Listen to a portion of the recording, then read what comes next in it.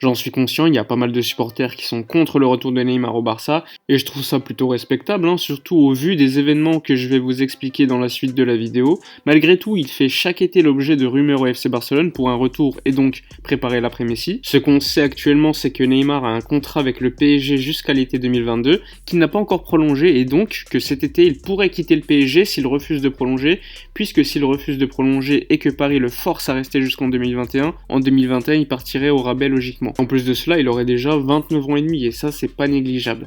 Après, il n'est pas impossible que Neymar prolonge son contrat avec le PSG en été et que finalement il finisse sa carrière là-bas, surtout à la vue des liens proches qu'il a avec le Qatar. Comme vous pouvez le voir dans la miniature, je parle d'obsession. Vous allez me dire pourquoi tu me parles d'obsession? Tout simplement parce que j'ai l'impression que Neymar est obsédé chaque été pour un retour en Catalogne et de l'autre côté que le Barça essaie toujours désespérément de le faire revenir malgré tout. Après, on peut se demander s'il serait bon pour le club de tenter de faire revenir Neymar. Le Brésilien est probablement aujourd'hui le meilleur joueur du monde intrinsèquement derrière Messi, en tout cas selon moi dans la capacité d'organiser le jeu, dribbler, marquer et en termes de vision de jeu, pour moi c'est le meilleur après Messi. Le problème c'est que Neymar il apporterait avec lui des tas de problèmes extrasportifs non considérables, en plus de cela un énorme salaire et également l'argent payé pour l'acheter. Neymar c'est très cher, on le sait très bien, c'est aux alentours de 180-190 millions d'euros aujourd'hui. En tout cas le club essaie désespérément de le faire revenir parce que c'est le joueur qui pourrait représenter l'après Messi, mais on peut se demander quel âge il aura déjà quand Messi aura raccroché les crampons au Barça. On peut se demander s'il ne serait pas plus logique de renforcer plusieurs postes plutôt que de faire revenir un joueur comme Neymar. Cette direction a déjà tenté de remplacer Neymar, mais on peut le dire, ça a été un échec avec Griezmann, Coutinho ou encore Dembélé. Quand je parle d'échec pour ces trois joueurs, c'est évidemment à nuancer. Griezmann il vient d'arriver, c'est pas un joueur comme Neymar qui va dribbler, etc. C'est pas un ailier quoi. Tandis qu'Ousmane Dembélé et Coutinho, eux, viennent vraiment pour remplacer Neymar juste après son départ. Coutinho lui arrive en janvier, alors que Dembélé est recruté quelques jours après. En tout cas, le clan Neymar est revenu à la charge au niveau judiciaire, j'entends. On entend constamment que Neymar veut revenir au FC Barcelone en fin de saison, mais les faits ne montrent pas réellement cette envie. Je vous dis ça parce que jeudi dernier, la star du Paris Saint-Germain a de nouveau porté plainte contre le FC Barcelone, donc c'est la troisième plainte contre le Barça depuis qu'il a quitté le FC Barcelone en août 2017. Il ne faut pas oublier que c'est une première, puisqu'avec Neymar, le club s'est fait sanctionner judiciairement lors de son recrutement en 2013-2014. C'est d'ailleurs à la suite de ça que Sandro Rosell avait démissionné à l'époque. Donc dans cette vidéo, je vais vous résumer les trois plaintes de Neymar Junior depuis son départ. La première plainte, elle a été déposée juste après qu'il ait quitté le Barça par la porte de derrière, on peut le dire. La première chose que Neymar a réclamée suite à son départ, c'était la prime de fidélité qu'il devait recevoir après sa prolongation de contrat de l'été 2016. En gros, en prolongeant en 2016, Neymar et le Barça s'étaient mis d'accord sur une prime de prolongation de contrat. Pour la recevoir intégralement, Neymar devait être au club fin juillet 2017. On sait que Neymar a reçu 23 millions d'euros en juillet 2016 directement après sa prolongation de contrat et devait recevoir les 20 millions restants en juillet 2017. Donc ça a été une décision complètement idiote du FC Barcelone puisque Neymar en fait il attendait fin juillet 2017 pour recevoir les 20 millions restants de la prime à la signature pour ensuite partir au PSG. Donc le Barça, au lieu de mettre la condition que Neymar soit au club en septembre 2017, a accepté la date de juillet 2017, ce qui permettait donc à Neymar de prendre l'argent et de partir ensuite au PSG. Ça a été une décision complètement idiote de mettre la date en plein mercato. Mais bon, à ce moment-là, il faut se remettre dans le contexte. Personne ne pensait qu'à l'époque, on pouvait payer 222 millions d'euros pour un joueur. Le club a donc riposté en bloquant les 20 millions restants chez le notaire. C'est donc cette somme que Neymar a réclamée lors de sa première plainte. Donc selon le Barça, Neymar, pour recevoir les 20 millions d'euros restants,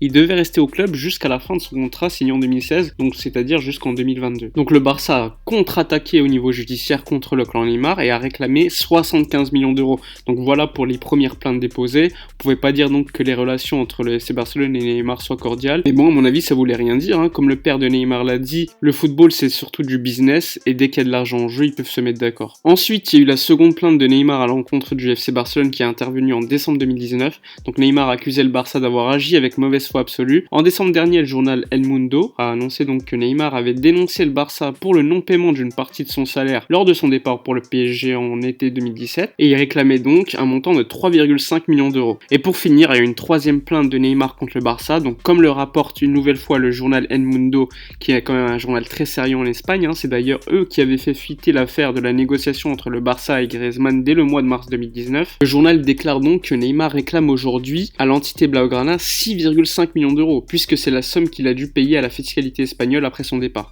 Donc toujours selon El Mundo, le Barça ne prévoit pas de payer un tel montant au clan Neymar et ne prévoit pas non plus de riposter avec une nouvelle plainte contre Neymar. Avec toutes ces plaintes, Neymar ne fait que s'éloigner du FC Barcelone, on peut le dire, en tout cas de la direction du Barça. Après, ce qui est curieux, c'est que l'été dernier, le Barça avait quand même essayé de le rapatrier. Et lui, malgré les plaintes qu'il avait fait contre le club et que le club avait déposé contre lui, il voulait aussi revenir. Donc c'est quand même assez dingue, hein. Le joueur porte plainte contre le club qu'il veut rejoindre et la direction accepterait qu'il revienne si le PSG accepte. Donc c'est assez fou, surtout que le Barça a également porté plainte contre Neymar à l'époque. En tout cas, en Espagne, il y a des journalistes qui disent que, je cite, hein, ça paraît rocambolesque, mais la stratégie de Neymar est de mettre la pression au Barça à la base de plaintes pour que le club soit poussé à le recruter et que lui ensuite retire les plaintes qu'il a déposées contre le Barça. Il y a également la Cadena Ser qui fin 2019 avait annoncé que Neymar avait carrément demandé une preuve écrite que le Barça le signerait s'il retirait ses plaintes. Donc on peut se demander également si tout ça est vrai, hein, mais si c'est le cas, je trouve ça quand même surréaliste qu'un joueur fasse du chantage au FC Barcelone. C'est quand même l'un des plus grands clubs au monde. En tout cas, il y a Messi et Suarez qui ont déclaré ces dernières semaines que Neymar avait toujours la volonté de revenir au FC Barcelone, mais que pour le moment il était concentré avec le PSG pour la Ligue des Champions. Puis comme je vous l'ai dit, Neymar c'est quand même assez cher. On parle également de Lautaro Martinez qui serait quand même le favori de la direction pour remplacer sur le long terme Luis Suarez, et Lautaro Martinez c'est également dans les 100 millions d'euros. Donc il faudrait pas faire l'erreur de vraiment miser chaque année sur des offensifs sans renforcer les autres postes. Je pense notamment au poste de latéraux, ou encore au poste de défense centrale, ou encore au milieu. Quand je parlais d'obsession, ça concerne pas le Barça pour Neymar, il y a également le Real Madrid qui a toujours été obsédé par Neymar. On se rappelle quand il avait 12-13 ans, il avait fait des tests au Real Madrid qu'il le voulait. Florentino Pérez voulait Neymar, mais finalement il était resté à Santos pour finir sa formation. Ensuite en 2013, il y avait eu la grande guerre avec le Barça pour recruter Neymar, puisqu'il faut pas se mentir, hein, Neymar c'est pas qu'un joueur de foot, hein, c'est une marque. Il t'amène potentiellement des tas de sponsors, il vend également énormément de maillots, puis c'est une grande star, c'est un Brésilien, c'est quelqu'un qui fait rêver malgré tout. Et du coup, lorsqu'il avait signé au Barça, je me rappelle Florentino Pérez était obsédé à vouloir signer un joueur qui pourrait lutter potentiellement contre Neymar. Il avait donc signé Gareth Bale. Ensuite, on a vu le Neymar est parti au PSG, etc., etc. Et du coup, Florentino Pérez ne veut pas refaire la même erreur qu'en 2013 où il avait vraiment laissé passer Neymar. Et du coup, le Real Madrid s'est mis à signer Vinicius Junior, Rodrigo, Reiner, vraiment énormément de joueurs brésiliens, tout en espérant que parmi eux, il y aura au moins un joueur qui ressemblera à Neymar, en tout cas au niveau sportif. En plus de cela, je trouve que Neymar est vraiment tombé entre deux générations, entre la génération Messi-Ronaldo qui ont vraiment dominé énormément de temps et qui continuent de dominer aujourd'hui, et les générations de Jadon Sancho, Mbappé, etc. Et du coup, on a l'impression que Neymar ne dominera jamais le monde du football à lui seul, puisque Messi et Ronaldo semblent avoir encore quelques années devant eux, et que lui, plus les années passent, plus c'est difficile au niveau physique. Pour durer dans le monde du football à très haut niveau, il faut quand même avoir une certaine hygiène de vie que Messi et Ronaldo ont, que Neymar, à mon avis, n'a pas aujourd'hui. Du coup, personnellement, j'ai l'impression que Neymar est quand même né entre deux générations. Je me demande s'il est pas né 5 ans trop tôt, quoi. Franchement, je veux être très clair. Neymar, c'est un joueur exceptionnel intrinsèquement, il sait tout faire, il sait dribbler, il sait marquer des buts. Quand je le compare à un joueur comme Mbappé, je suis désolé, mais Neymar est largement supérieur. En tout cas, Mbappé sait faire moins de choses que Neymar. En tout cas, je parle aujourd'hui, hein. Évidemment, Mbappé pourra encore également progresser, etc. Quand je parle de Neymar, je pense notamment à Eden Hazard, qui est un joueur qui a quasiment le même âge, il me semble,